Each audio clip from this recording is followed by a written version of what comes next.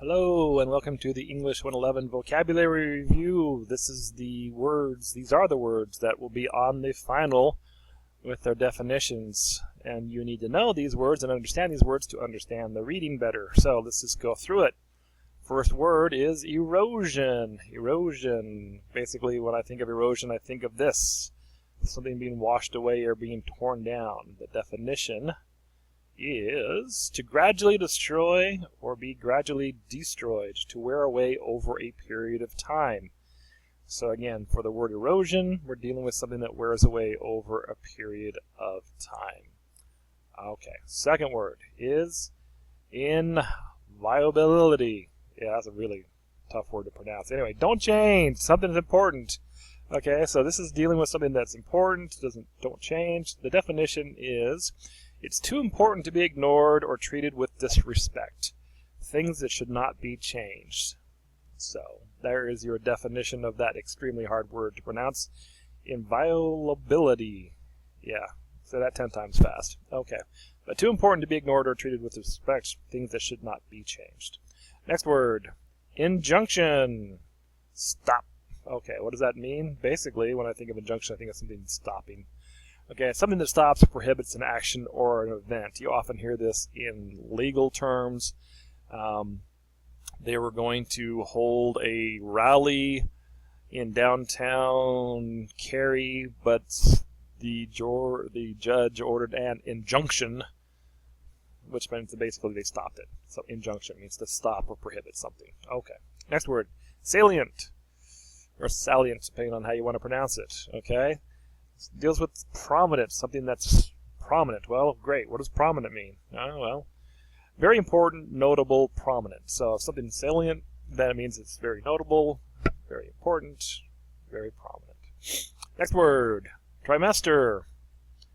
Yay, oh, look at that. Yes, we're dealing, in this particular case, it's dealing with pregnancy.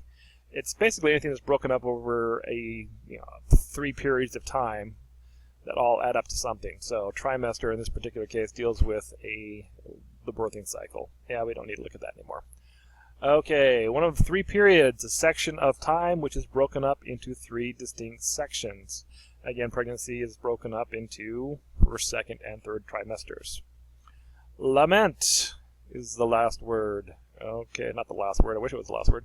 Lament is, oh, the sadness. Oh. Basically, it's a passionate expression of grief or sorrow, to mourn.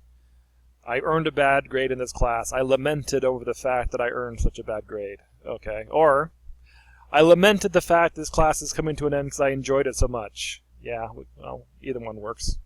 Right? Okay. Absolves. Okay, that kind of deals with forgiveness. You hear that often in religious terms. I absolve you of your sins, basically. It's basically to set or declare someone free of blame, guilt, or responsibility. So if you absolve somebody of their sins, they stole money from you, you say they've been absolved of that, means that they are no longer responsible for that.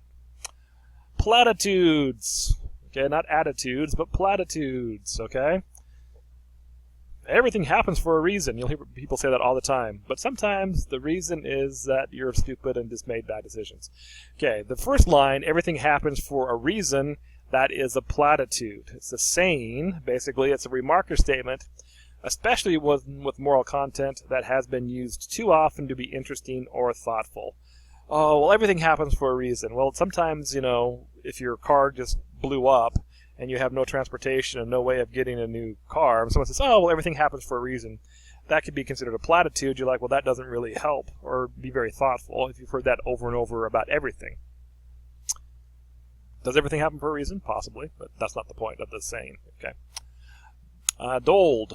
Okay. When I think of this, I'm thinking of like they doled out a bunch of soup at a soup kitchen or something like that, or doled out advice. I do a lot of that in class.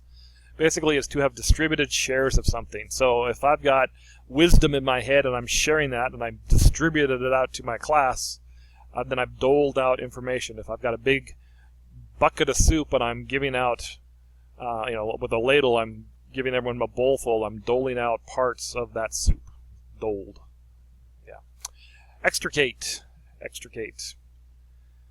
To be set free. Woo! And who doesn't want to be set free? Yeah, okay. So basically, to free someone or something of a constraint or difficulty. So let's say someone has been arrested in a foreign country and they get extricated. That means they were set free of that situation. And now it's your turn. So know these words, practice these words, and they are on the final. So go do it.